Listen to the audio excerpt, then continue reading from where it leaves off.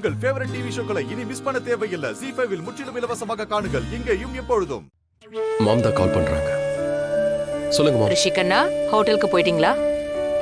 இப்பதான் ஜஸ்ட் வந்தோம். ப்ராப்ளம் எதுவும் இல்லையே? இல்ல மாம். அண்ட் ட்ரஸ்ட் மீ செல்லம், எதுவும் நடக்காது. நீ எதுக்கும் கவலைப்படாத, ஜாக்கிரதையா இரு. ஒரு நிமிஷம், அப்பா பேசணுங்கிறாரு, தரேன். சொல்லுப்பா. லக்ஷ்மி எப்படி இருக்கா? லக்ஷ்மி ரொம்ப நல்லா இருக்காடா. அவன் கூட இருக்கல? இங்கதான் இருக்கா. எதிர அவகிட்ட போனை கூட பேசுறேன். டேட் பேசணும்னு சொல்றாரு.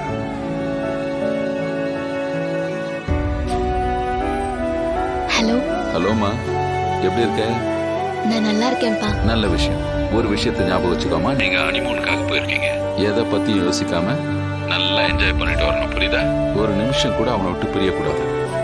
அவனை தனியா விட்டுறாத. சரி. இருமா, அம்மா பேசணுமா?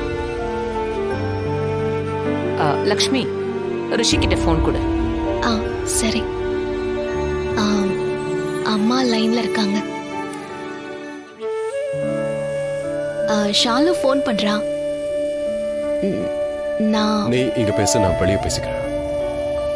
சொல்லுங்க.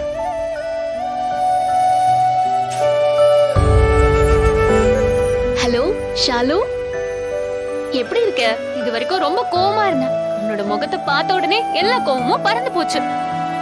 இதெல்லாம் கொஞ்ச நேரத்துக்கு தான். என்னாச்சு? ஏன் கோவமா இருக்க? ஐயோ விடுக்கா, நீ ஞாபகம் பண்ணினா மறுபடியும் மூட் அவுட் ஆயிடும். சரி, என்ன விஷயம் சொல்லு. அந்த திருட்டு பொண்ணு நேகா தான். கல்யாண வீட்டுல அவளால எவ்வளவு பிரச்சனை. சரி, அதெல்லாம் இருக்கட்டும். இவ்வளவு பெரிய விஷயம் நடந்திருக்கு, என்கிட்ட ஒரு வார்த்தை கூட சொல்லல. நேத்து நேஹா நகையை திருடி இருக்கா. ஆனா நீ அவளை மன்னிச்சு விட்டுருக்க. நீ எல்லாம் ஒரு அக்காவா? நீ பண்றது பார்த்தா எனக்கே கோவம் வருது. ஷாலு, இது நேஹாவோட பிரச்சனை மட்டும் இல்ல, இது நம்ம குடும்பமான பிரச்சனை. இதான் நீ சொல்லுவேன்னு எனக்கு நல்லா தெரியும். அதான் எனக்கு இன்னும் கோவம் வருது.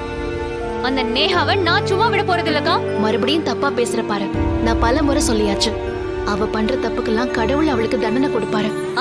அதே கடவுள் தான் நமக்கு கொஞ்சம் மூளையை கொடுத்திருக்காரு. கொஞ்சமாச்சும் அதை பயன்படுத்தணும் இல்லையா? நான் சொன்ன நீ கேட்க மாட்டியா? நாம நல்லவங்களா தான் இருக்கணும்.